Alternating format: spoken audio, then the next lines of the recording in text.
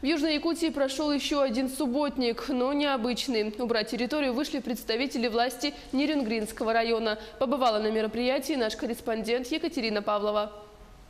Экологический десант, а это представители власти Нерюнгринского района и волонтеры Южно-Якутского технологического колледжа, высадился на лесополосе по дороге, ведущей к реке Беркокит. Представители власти уверены, что экологические вопросы нужно решать так, реальным вкладом, а не только в кабинетах.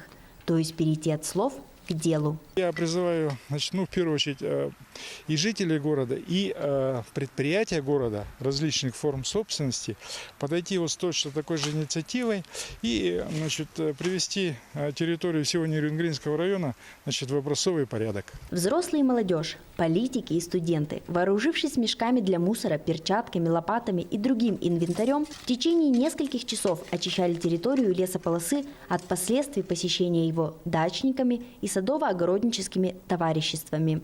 Студенты Южно-Якутского технологического колледжа не только откликаются на подобного рода предложения по уборке своего родного района, но и сами выходят с инициативой для их проведения. В колледже сформирован экологический отряд волонтеров. Субботники – это часть благополучия, чистоты нашего района. Поэтому, конечно, для нас это важно, и мы всегда с радостью принимаем участие в таких мероприятиях. Дружно, большим коллективом нерюнгринцы ликвидировали вред, наносимый природе недобросовестными жителями.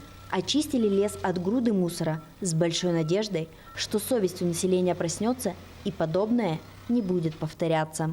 Екатерина Павлова, Аял Амосов, Нерюнгри.